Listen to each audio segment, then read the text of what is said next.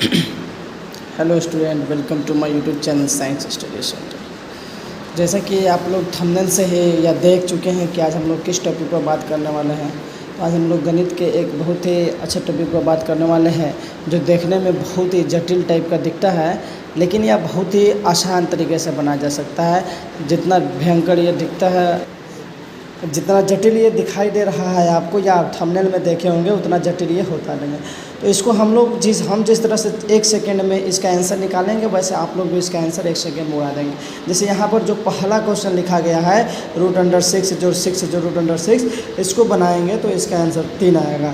ठीक है, इसका भी आंसर हम बनाएंगे तो 3 आएगा।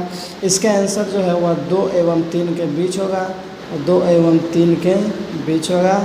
उसी तरीक़े से इसका आंसर निकालेंगे तो 4 एवं 5 के बीच होगा। देख रहे हैं दोस्त, जिस तरह से हम आंसर लिख रहे हैं वैसे आप भी आंसर लिख पाएंगे। इसका भी 4 एवं 5 के बीच होगा, इसका 3 होगा। चलिए अब हम लोग बात करते हैं कि ये जो क्वेश्चन है, इसका आंसर इतना आसानी से जो हम यहाँ पर लिख पाए हैं, उतना आसानी से आप कैसे लिखेंगे। तो इसको लिखने के लिए क्या करना है कि जो भी अंदर लिखा गया हो, जैसे यहाँ पर फर्स्ट क्वेश्चन को हम लोग देखते हैं √6 दिख रहा है, तो जो अंदर दिख रहा है उसके पकड़ कर लाओ। उसको क्या करना है? पकड़ कर लाओ।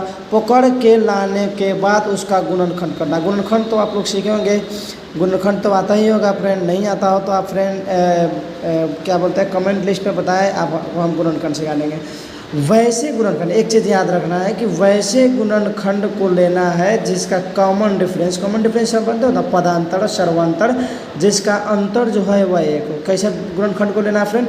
वैसे गुणनखंड को लेना है कि जिसका अंतर है। जैसे 6 को तोड़ेंगे तो 6 का तो कई सारा गुणनखंड होगा, 1/6 भी होगा इसका गुणनखंड, लेकिन इसका जो अंतर है वह 1 नहीं होगा, तो इसे हम लोग नहीं लेंगे। 2×3 हाँ, इसको लेंगे क्योंकि इसमें से इसको घटाने पर हमें 1 मिलेगा।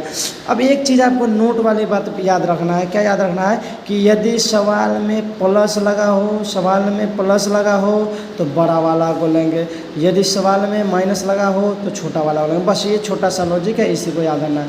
सवाल में क्या लगा हो? प्लस लगा हो तो बड़ा वाला को लेंगे। अब जैसे फर्स्ट क्वेश्चन आप देखे होंगे, 6 दिख रहा है, तो 6 का क्या करेंगे हम लोग? गुणनखंड करेंगे, तो 2×3। सवाल में प्लस लगा है तो इसका आंसर कौन हो जाएगा? बड़ा वाला हो जाएगा। इसी तरीक़ा से इसका सेकंड नंबर क्वेश्चन को देखें। सेकंड नंबर क्वेश्चन में क्या लगा है दोस्त? माइनस लगा है, तो इसका सबसे पहले कॉमन डिफरेंस मतलब वैसे को गुणनखंड तोड़ेंगे जिसका हमेशा अंतर 1 मिलेगा। वैसे को तोड़ेंगे जिसका मतलब जिसका अंतर जो है वह 1 मिलेगा, तो 3 चौका 12 मिल गया फ्रेंड।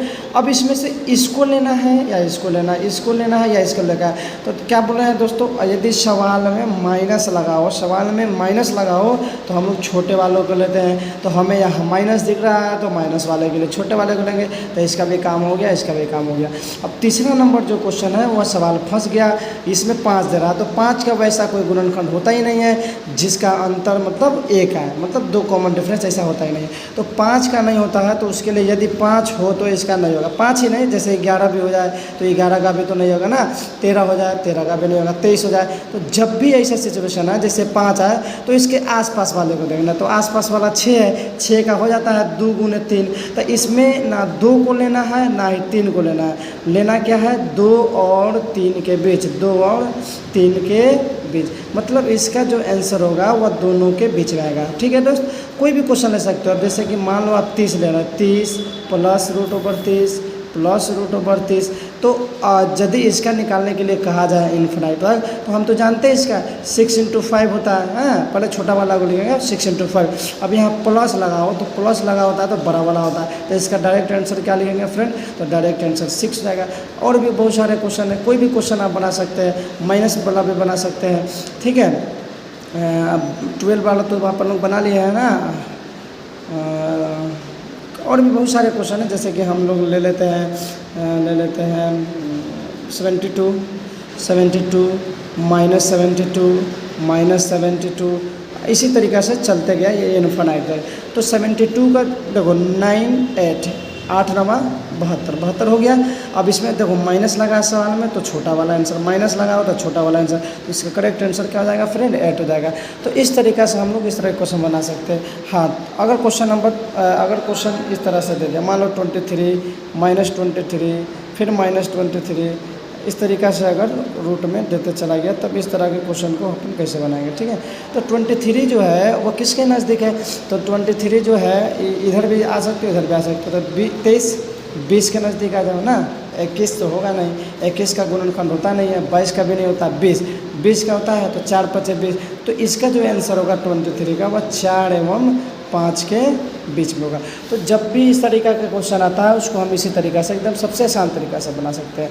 यदि प्लस लगा हो तो बड़े वाले को लेंगे, माइनस लगा हो तो छोटे वाले को लेंगे, और नहीं लगा हो तो उसके बीच वाले को देखते हैं। और भी बहुत सारे ऐसे क्वेश्चन होते हैं जिसको बनाने का सबसे आसान तरीके। अगर ये छोटा सा बात आपको याद रहे तो एक आपको गुणनखंड करना है, और गुणनखंड करने वाले के बाद यही याद रखना है कि वैसे गुणनखंड को लेना है, वैसे गुणनखंड को लेना है जिसका जो अंतर है वह अंतर आपको 1 मिलता हो। ठीक है फ्रेंड, थैंक यू।